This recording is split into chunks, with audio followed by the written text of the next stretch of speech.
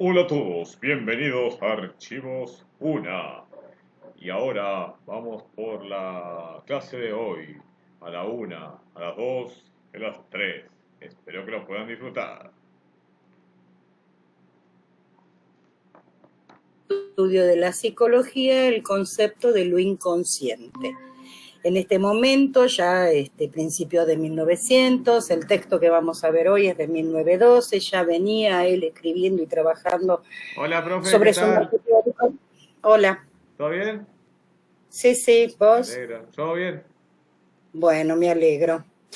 Decía, comienza ya a escribir sobre su teoría. Previo a este texto ya escribe la interpretación de los sueños. Para Freud los sueños son la vía regia para demostrar la existencia de lo inconsciente. Entonces, en esta primer tópica o primera estructuración, primer teoría del psiquismo, él va a hablar que está conformado por representaciones conscientes, preconscientes e inconscientes. Esto hizo mucho ruido y discusión, porque justamente cómo explicar o demostrar esta existencia, sobre todo de lo inconsciente. Son representaciones que se pueden hallar en un determinado momento en nuestra conciencia y desaparecer en un determinado momento, por un breve tiempo, y luego volver a emerger, sin modificaciones después de ese periodo que ha desaparecido, pero no como la consecuencia de una nueva percepción sensorial, sino a modo de un recuerdo. Durante ese intervalo que desapareció, estuvo dentro de este psiquismo de modo latente para la conciencia. Esto, por supuesto, llevó a discusiones desde otros marcos teóricos, desde otros posicionamientos filosóficos, donde dicen que la representación latente no tiene entidad ni existencia como objeto de estudio para la psicología, sino que en todo caso sería como una disposición física que se repite en este mismo fenómeno psíquico, de sea cual sea la representación de la que se trate. En este sentido, dice Freud, esto es muy poco sustentable para poner en debate y discutir, porque de algún modo va a traspasar todos los límites de la psicología y va a eludir un gran problema que se genera porque se sostiene entonces que la conciencia y lo psíquico serían entidades y serían idénticos, como conceptualmente. Y este sería un error porque dejan la posibilidad de negar a la psicología de poder explicar a través de otros medios esto que ocurre como fenómeno psíquico. ¿Me siguen hasta acá la discusión y el debate?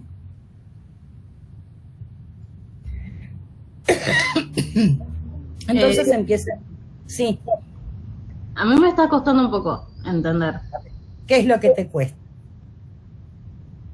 Procesar todo lo que estás diciendo, porque lo estás hablando un poco rápido. Ah, bueno, voy a tratar de ser más pausada.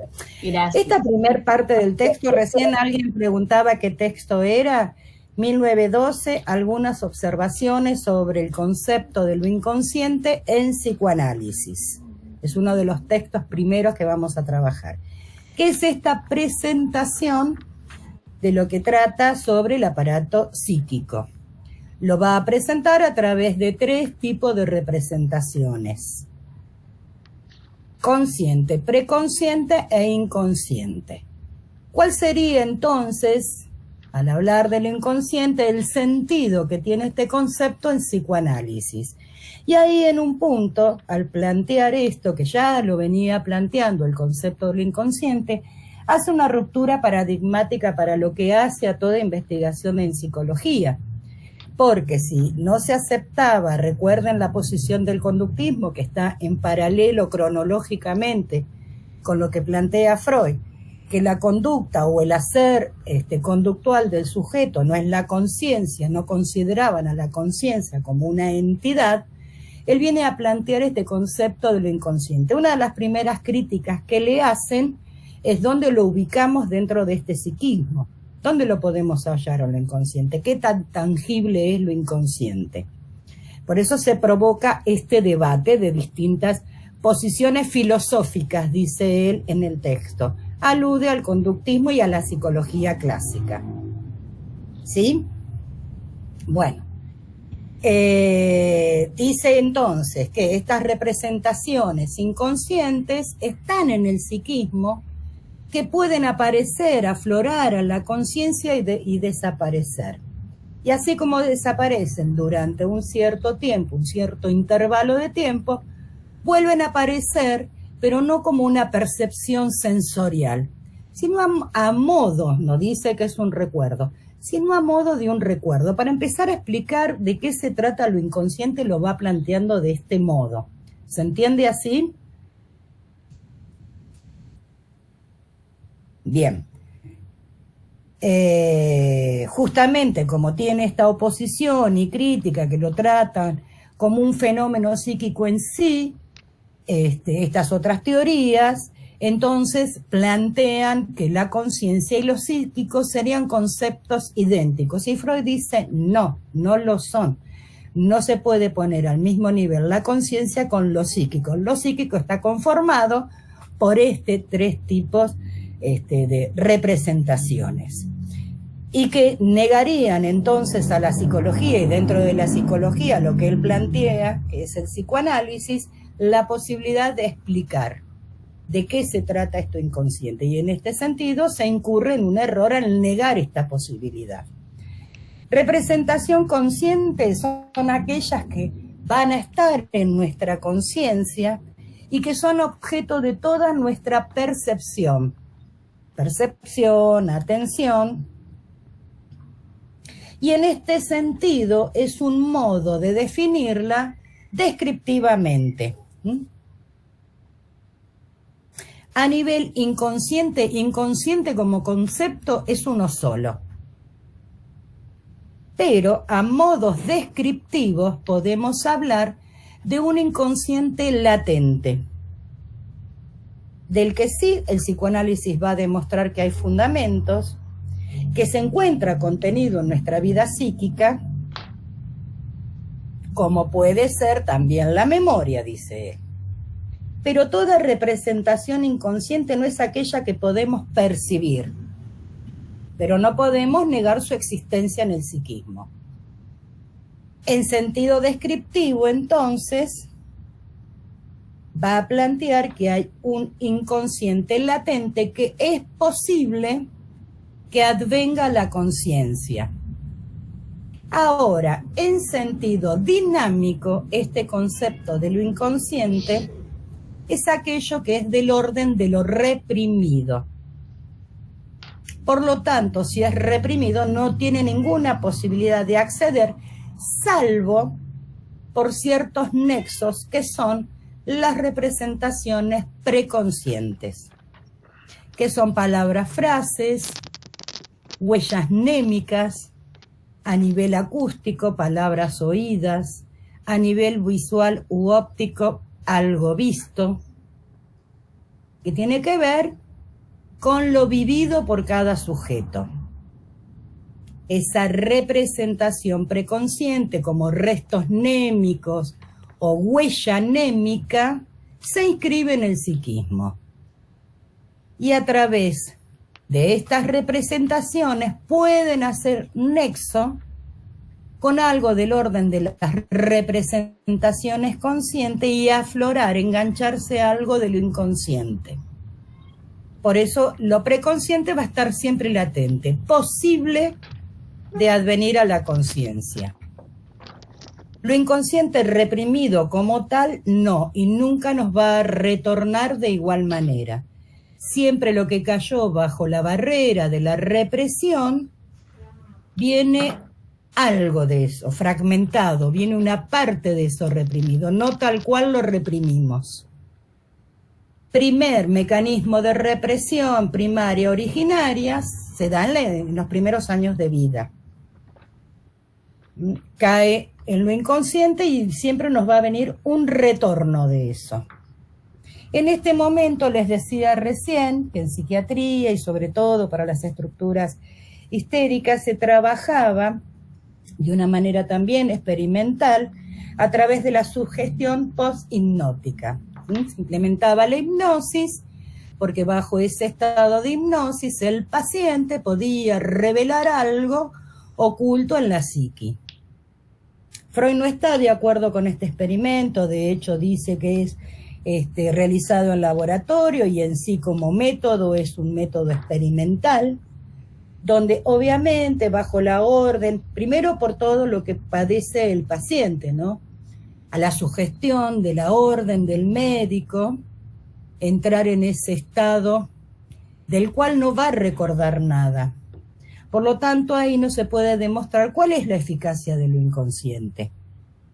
Tiene que ver más con el poder de sugestión de la palabra, que a determinada acción el paciente entonces puede hacer una abracción, decir algo, pero que cuando vuelve en sí nuevamente al estado de la conciencia no recuerda nada, más que la orden inicial y la orden para volver en sí. Por lo tanto, lo que era inconsciente queda en estado inconsciente. En este sentido, él está debatiendo esto porque, bueno, su método que empieza a trabajar Freud, que lo descubre en la propia práctica con Breuer, es el método catártico. El encuentro en la entrevista con las pacientes, primero implementaban esto de el dedo pulgar, presión en la frente, hasta que una paciente le dijo que no, que eso no la conducía a nada, que la dejara hablar con toda libertad. Así surge el método del psicoanálisis, darle la palabra al paciente, el paciente empieza a decir lo que se le ocurre y a partir de ahí la interpretación del lado del analista y la asociación libremente la hace el paciente. En este momento por eso discute con lo que se estaba implementando dentro de lo que hacía la psiquiatría para el tratamiento de estructuras histéricas. Y va a recurrir a todo lo que hace al fenómeno histérico. Los pacientes histéricos, y va a ir dando características de en qué consiste esto inconsciente. Una de las cuestiones que tiene lo inconsciente es el incesante querer, es pulsátil, es este incesante querer acceder a la conciencia. En la conciencia hay una fuerza represora que hace resistencia para que eso salga a la luz. Por lo tanto, va a ser distintos recorridos para que algo de eso reprimido retorne y salga a la luz. Esto que sale a la luz tiene que ver con esto reprimido y está totalmente relacionado con el deseo inconsciente reprimido. Por eso siempre nos viene fragmentadamente algo de eso reprimido. Como característica de lo inconsciente es que está plagado de ideas eficaces y que estas ideas eficaces, sobre todo donde más se evidencia, es en los pacientes histéricos, va a ser propicio para la conformación de síntomas. Esto de tomar una parte del cuerpo, no siendo una causa orgánica, caer en cualquier, realizar cualquier psicosomática. Un ejemplo que da en ese texto, una paciente que permanentemente estaba con vómitos, descomposiciones, y en estos encuentros con él lo que va aflorando una idea que estaba subyacente, que era la idea de estar embarazada, como sintomatología el vómito. La paciente de esta idea inconsciente no tenía idea. Pero este síntoma estaba demostrando algo de esta eficacia de ese pensamiento o idea inconsciente. Otra cuestión es muy florido, es el ataque histérico. El ataque histérico, la paciente a veces se lo confunde con el ataque de epilepsia, donde hay gran convulsión, gesticulación, Conscientemente no se propone llevar a cabo toda esta exteriorización. De hecho, la paciente puede llegar a ser hasta un espectador externo de esto que le pasa. Por el análisis, sí se puede llegar a este predominio de ideas eficaces que tienen un papel importante en un tramo de la vida del paciente, donde puede ser la reproducción de una escena dramática vivenciada o pensada, y ese recuerdo es eficaz y se manifiesta a través de ese ataque. Entonces, una idea latente e inconsciente no necesariamente va a ser una idea débil, que era una de las características que se le quería dar a lo inconsciente, ubicarlo en la profundidad de la psique, no tener fuerza para aflorar, ser entonces pensamientos e ideas inconscientes en tanto débiles. Y él lo que viene a plantear que no es así, porque lo pulsátil de lo inconsciente, el llevar a la repetición de una u otra manera, es poder trasvasar estas fuerzas resistenciales y que el sujeto tenga conocimiento de este tipo de ideas y pensamientos inconscientes. Entonces, lo preconsciente son ideas latentes que pueden ser accesibles a la conciencia. Lo inconsciente, si está reprimido, no tiene tal posibilidad de acceder. No penetran con facilidad a la conciencia.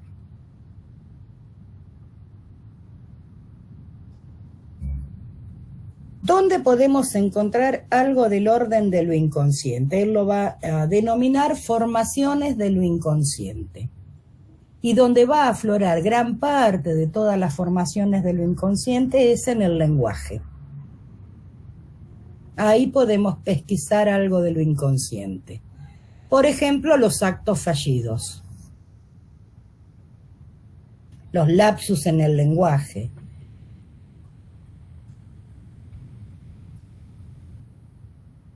el humor, el chiste.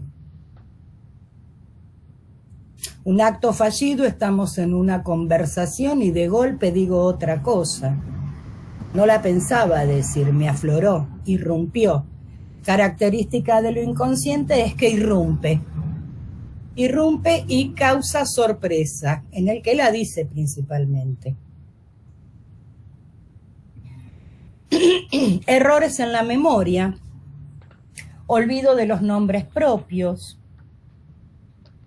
el humor, dije recién, el chiste, los síntomas y en el sueño.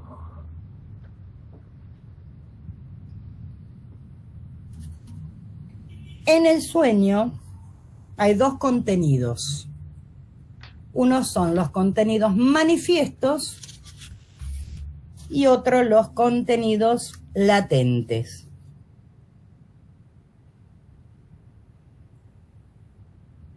Contenido manifiesto se refiere a restos diurnos, cuestiones que nos han pasado días previos al soñar. Contenido latente tiene que ver con algo del orden de estos pensamientos e ideas inconscientes que pulsan por salir. ¿Cómo funciona este psiquismo? A través de leyes. Tiene una legalidad y es la legalidad de lo inconsciente. Uno de los mecanismos es la condensación, también nombrada como la metáfora, donde se pueden sustituir algunas ideas por otras, de alguna manera encubriendo lo verdadero inconsciente. El otro mecanismo es el desplazamiento, donde una representación se va desplazando y enlazando con otra representación, metonímicamente hablando, ¿no?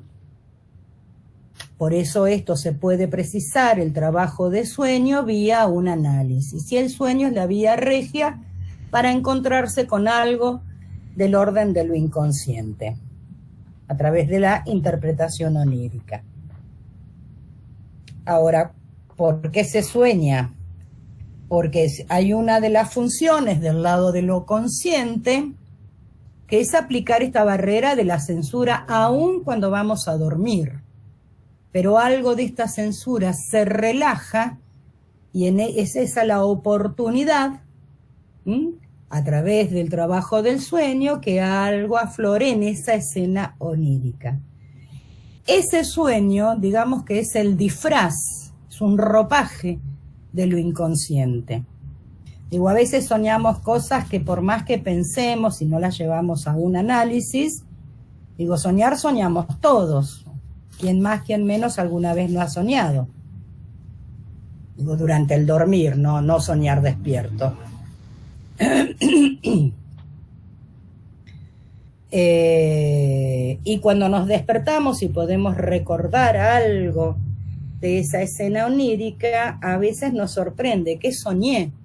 Bueno, esa es la particularidad de lo inconsciente, ¿no?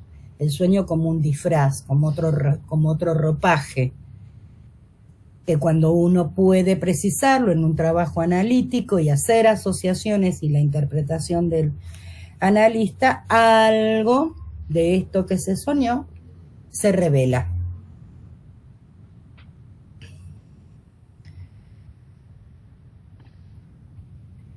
Todo lo que es reprimido ha sido alejado de la conciencia a través de cierta energía psíquica.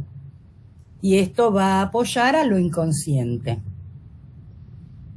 Puede recobrar entonces lo inconsciente su eficacia a través de ideas que están ahí latentes y algo del contenido manifiesto durante el estado diurno.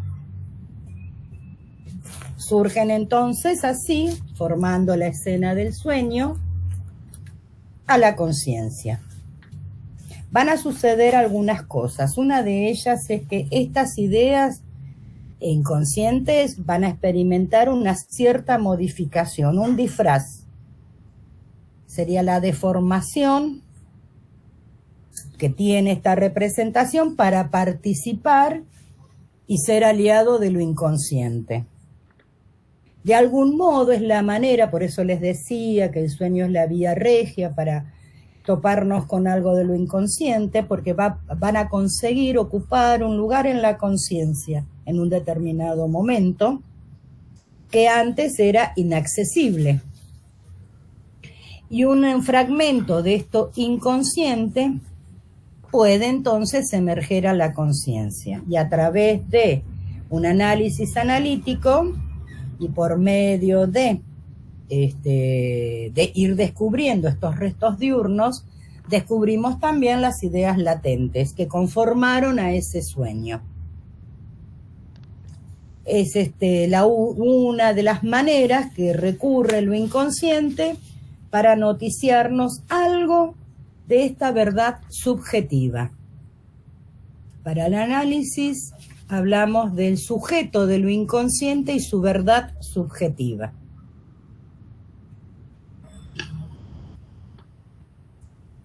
¿Qué otras cuestiones conforman este psiquismo? El principio de placer y el principio de realidad. Principio de placer que va de la mano con algo que él va a definir como fuerza psíquica o fuerza pulsional. La pulsión encontramos dos. Pulsión de vida, autoconservación, representada por Eros, el amor, de las cuales luego se van a dividir en también pulsiones sexuales. Y la otra pulsión es pulsión de muerte o destrucción.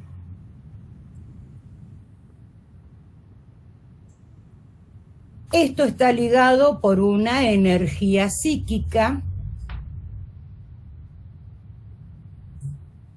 que en un principio se halla todo en lo inconsciente, que es la libido. Libido de amor, libido sexual, narcisística, y la que se despliega a otros objetos, la libido objetal. Hablaba de un principio, el principio de placer. Esto se encuentra en lo inconsciente y es la búsqueda plena e inmediata de toda satisfacción. Y por otro lado, este psiquismo también lo va a gobernar el principio de realidad, que tiene que ver con nuestro mundo exterior. Todo acto psíquico se inicia desde un comienzo en lo inconsciente.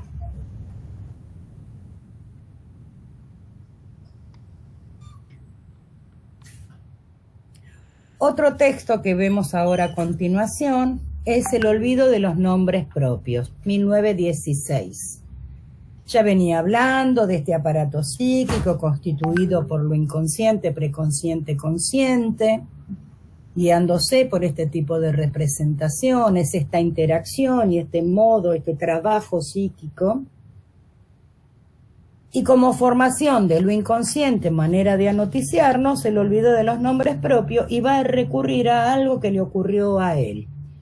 Previo a esto, él venía trabajando sobre la memoria, había escrito con anterioridad el mecanismo psíquico que se desarrollan para el trabajo de la memoria ya por 1898, y sigue trabajando sobre esto, pero cuando ya se encuentra con el trabajo pleno en la clínica y trabajar con lo inconsciente, empieza a plantear que es muy frecuente que nos olvidemos de determinados nombres propios de manera temporal. Puede ser por un episodio trivial, poco importante, pero esto hace que haya un fracaso en la función psíquica como es el recordar.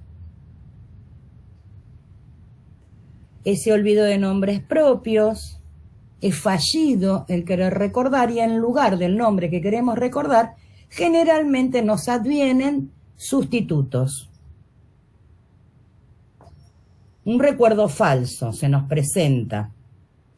Nos damos cuenta en ese momento que son incorrectos, pero se imponen con tenacidad. Ahí cuando más queremos proponernos recordar ese nombre que olvidamos, hay todo este despliegue y reproducción de sustitutos,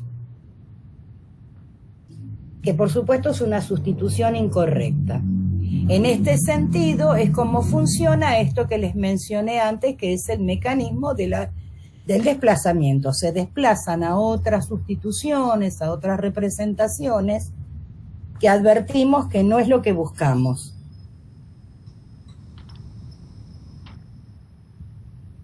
Y esto no es porque en nuestro psiquismo haya un libre albedrío, sino porque obedecen a estas leyes psíquicas.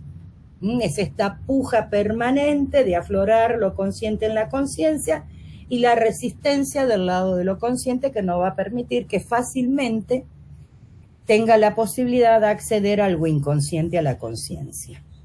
El ejemplo entonces que va a presentar en este texto se encuentra con otro turista en un viaje que iban por Turquía, la zona de Bonn, Bosnia y Herzegovina, y empiezan a hablar en ese viaje con este desconocido de viajes anteriores, uno de ellos en Italia, en la Catedral de Orvieto, que hay grandes frescos pintados por pintores que pertenecen a la Escuela de Milán. Recuerda uno de los nombres de la obra, Las cosas últimas, y cuando quiere decir el autor, el pintor, le afloran otros sustitutos. Botticelli, luego Boltraffio. Sustitutos que él reconocía y los rechazaba por incorrecto, pero mientras seguía toda esta conversación no le advenía a la conciencia, a su memoria, el nombre buscado. El nombre buscado era Signorelli.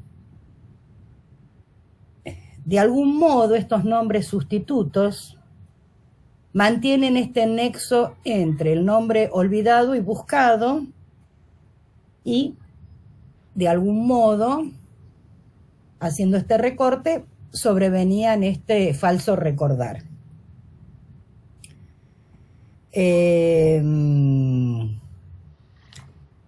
Pasado este viaje, ya llegando a la zona de destino, surge el tema de las costumbres de esta población de los turcos. Una de ellas es la gran importancia que le dan a la figura del médico, sobre todo en circunstancias tan difíciles como es encontrarse frente a la inminencia de una enfermedad y, por supuesto, el desenlace inmediato donde sobreviene la muerte. Por lo tanto, le dan preponderancia al profesional y una frase a modo de reconocimiento y agradecimiento es: Ger, si hubieras podido salvarlo, sabes que hubieras hecho todo lo posible. Ger, la definición es señor o gran maestro. Y otra cuestión que tienen también como costumbre los turcos, darle una gran importancia a todo lo que hace a la vida sexual. Y que ahí, cuando hay alguna dificultad entrelazada por alguna impotencia sexual o una enfermedad puntualmente que afecte a la sexualidad, lo ven como una pérdida de la vida. De esto último, Freud no se atreve a decirlo, lo cancela porque está hablando con un desconocido fortuitamente compartido en ese viaje, prefiere cancelarlo, sofoca esto que sabe como particularidad de esta cultura. Le sobrevienen todos estos pensamientos, estas costumbres, pero de algún modo podía perturbar esta conexión que tenía con este turista. Termina el viaje, queda pensando por qué no podía recordar a este pintor, y entonces empieza a trabajar sobre esto. Hay un detalle que también le sobreviene después que pasa esto, es que días antes de realizar este viaje le llega la noticia que un ex paciente suyo perteneciente a la cultura turca había contraído una enfermedad sexual y no soportó lo que le ocurría y decidió quitarse la vida. Un hecho muy penoso. Comienza entonces el despliegue de su análisis.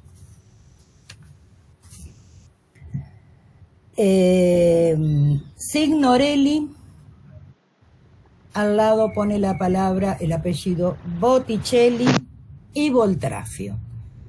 Por asonancia de estas palabras, comienza a hacer una descomposición. El signorelli con signore en italiano lo relaciona con el ger del enunciado de las costumbres turcas. Pero este ger se enlaza con una de las localidades a visitar, Herzegovina. Y la otra localidad era Bosnia. Por lo tanto, el bo de Botticelli y el bo de Botracio, por asonancia, por fonética, se relacionan, parte de esta representación, con el bo de Esbonia. Boltraffio, Trafoi fue la ciudad donde se suicidó su expaciente. Todo esto le permite a Freud abordar el análisis en una frase tal como: Ger, no hay nada más que decir, no hay nada más que hacer. Y en esa frase lo que se manifiesta, el sentido, tiene que ver con dos conceptos: muerte y sexualidad. Y el concepto de muerte y sexualidad son los pensamientos reprimidos, sofocados en ese momento por Freud. El olvido del nombre Signorelli no fue casual. quiso olvidar algo, el hecho penoso previo a su viaje, y reprimir algo, sofocando en ese momento del decir de otras costumbres dentro de esa cultura.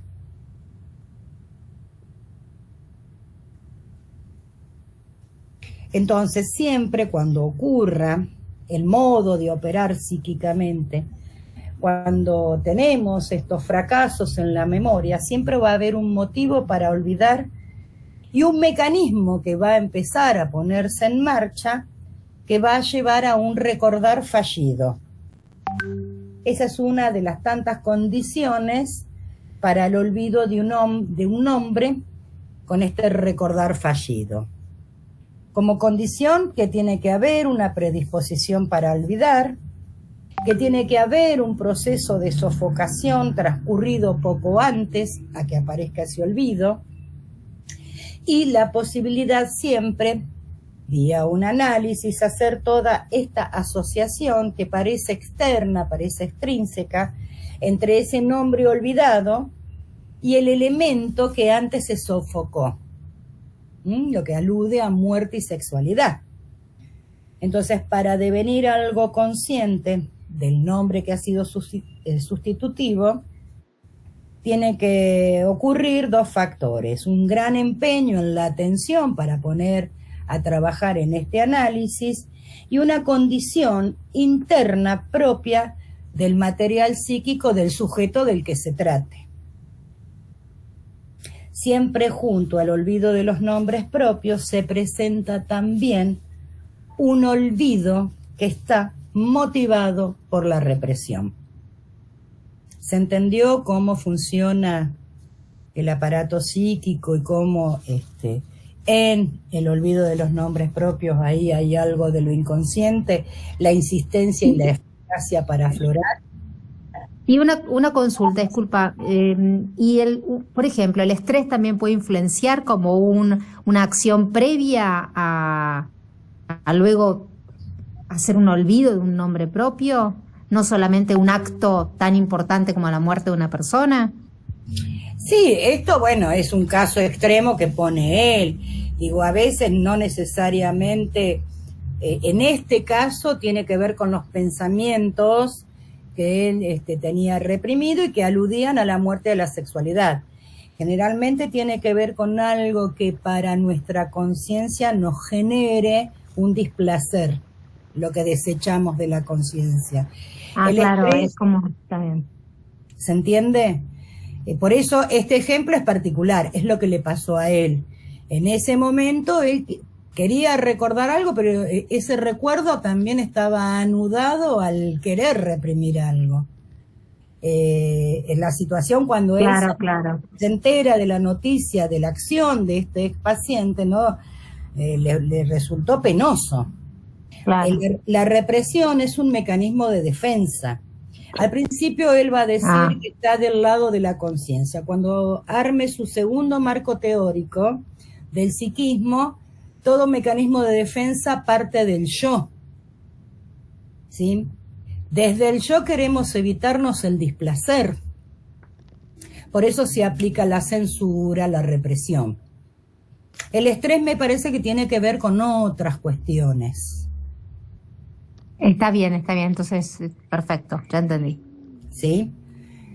¿Alguna pregunta, alguna duda? Pasando en blanco algunas cuestiones características de lo inconsciente. Su eficacia, su insistencia, es atemporal, porque en cuestiones que reprimimos como represión originaria y primaria es en la infancia, ¿sí? Y algo de eso inicial y primariamente que reprimimos nos retorna disfrazadamente.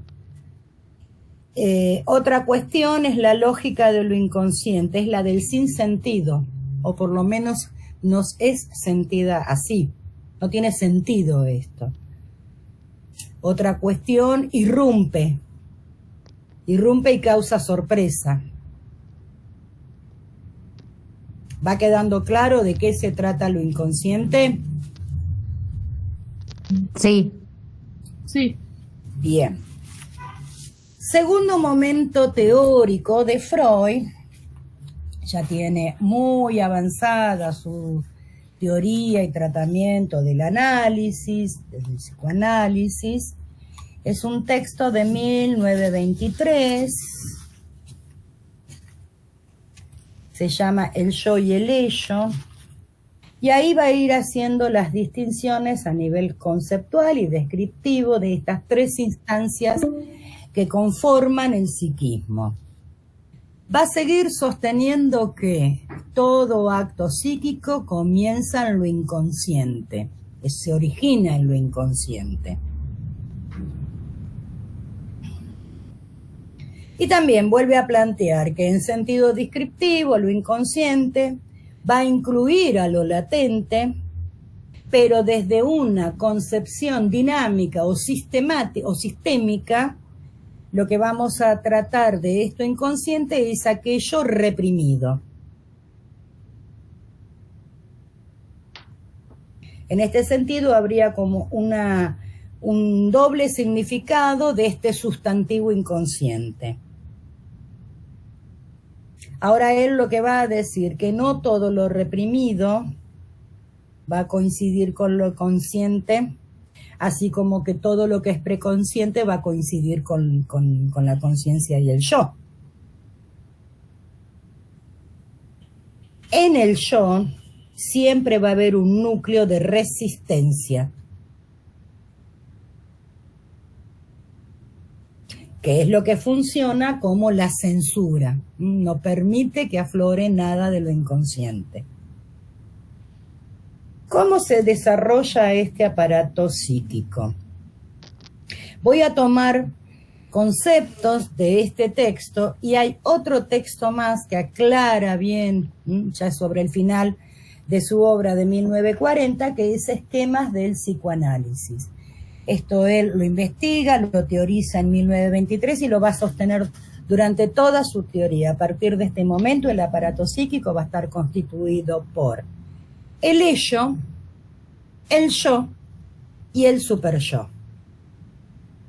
En el ello es lo que vamos a encontrar todo lo inconsciente. Ahí se va a ubicar a lo inconsciente. Como le siguen insistiendo, bueno, pero ¿qué lugar tópico, orgánico tiene lo inconsciente?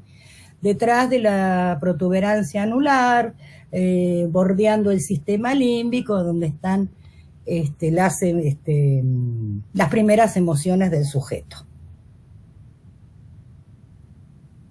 Pero todo lo que es inconsciente se va a ubicar dentro de esa instancia o estructura psíquica que es el ello. El ello va a albergar a todo lo inconsciente. También en el ello vamos a encontrar la energía psíquica. En un principio toda esta energía psíquica, que es la libido, va a estar en el ello, y de ahí va a partir este principio de placer de la mano de las pulsiones. La constitución de este aparato psíquico es desde el momento del nacimiento del ser humano. En este momento, ¿recuerdan lo que planteaba Piaget, que lo tomó de Freud? Que al principio no hay no hay discriminación de mundo interno, mundo externo. Bueno, estamos en este momento. Y ayer lo toma de Freud a eso. Entonces, todo lo que el sujeto humano recién nacido percibe, siente, no puede discriminar de dónde le proviene toda esa estimulación. Y esto es lo que va a ir conformando estas huellas mnémicas. Algunas desde el lado de lo sensorial y por las vivencias. Las va a ir discriminando en tanto placenteras y desplacenteras.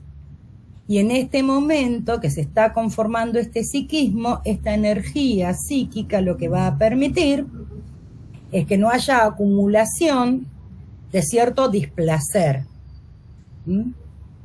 sino llevar a una homeostasis, a un equilibrio interno psíquico.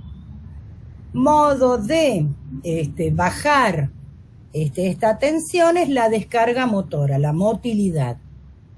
Por eso el bebé patalea, chilla, se mueve, digo, aquello que le desagrada, lo placentero y lo desplacentero. Lo que se va a buscar es el tener el menor nivel de displacer.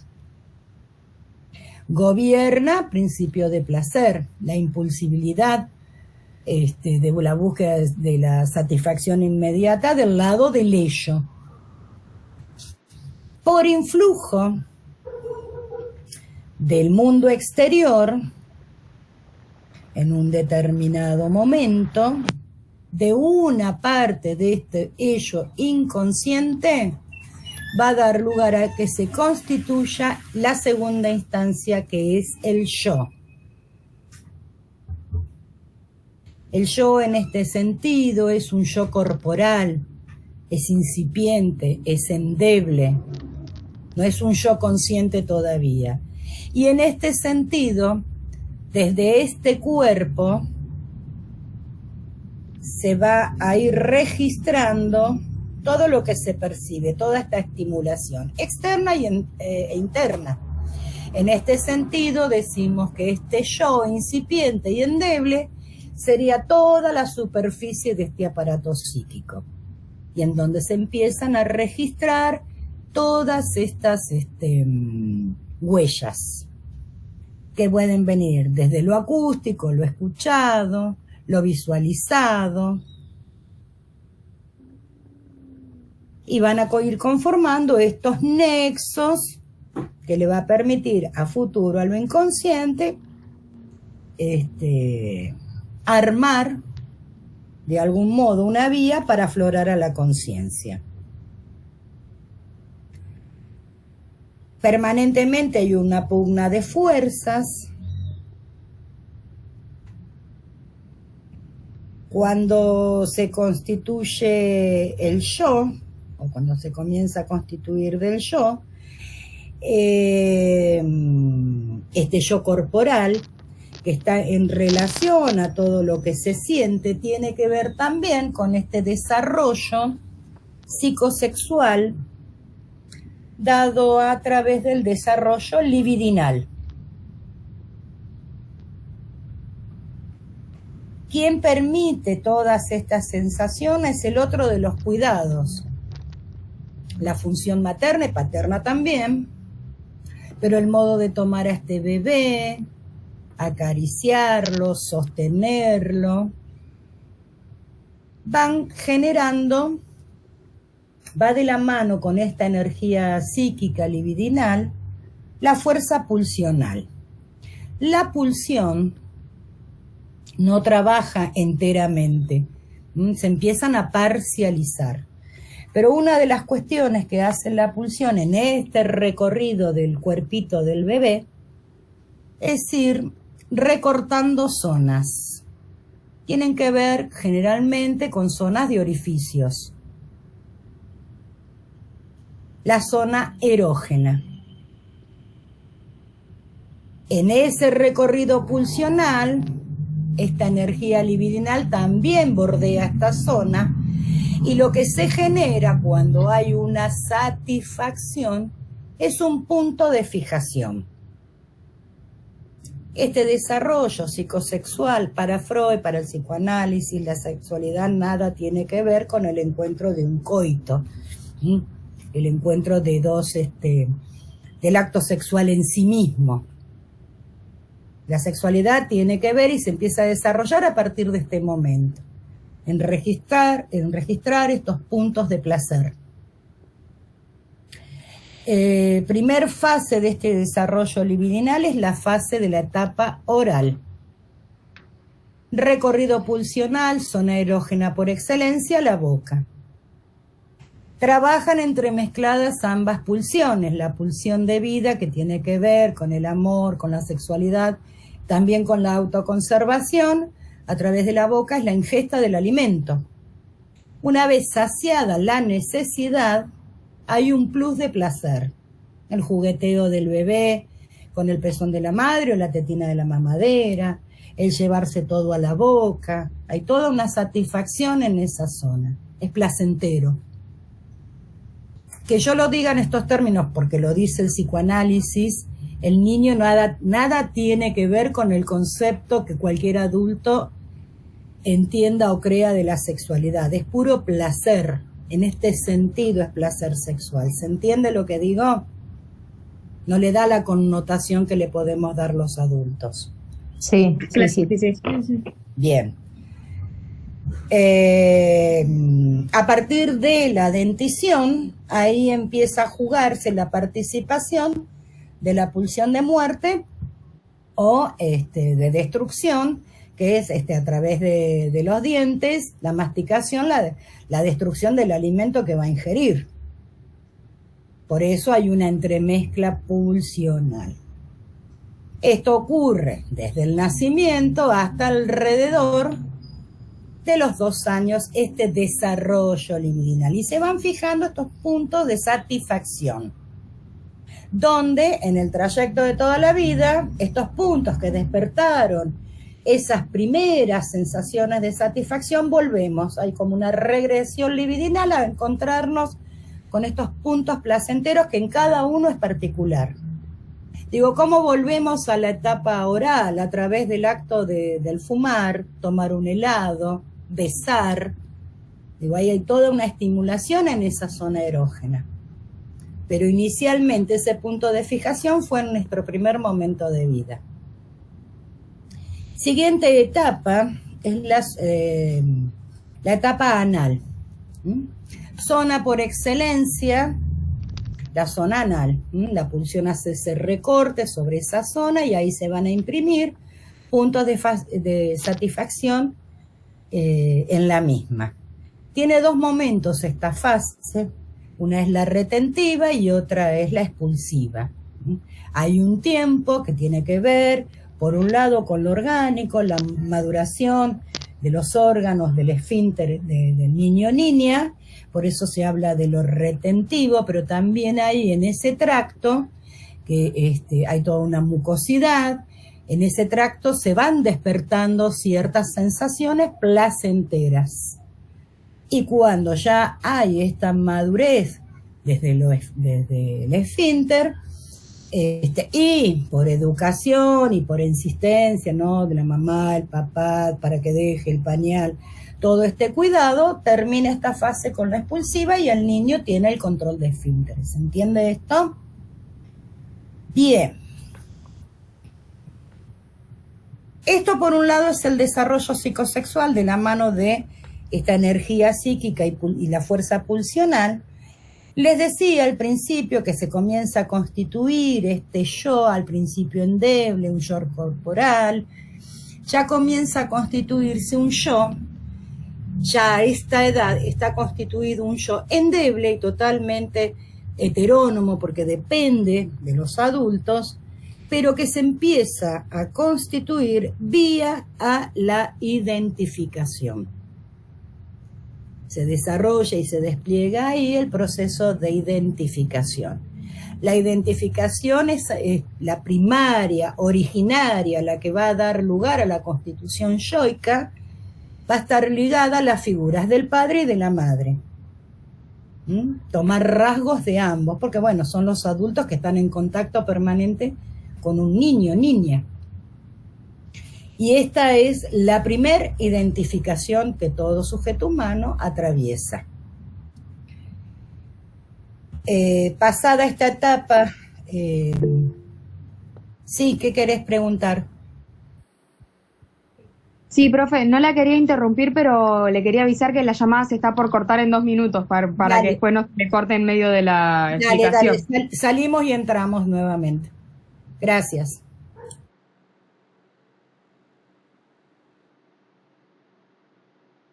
Bueno, esta fue la primera clase, esta fue la primera parte de la clase 6. Los esperamos para la segunda.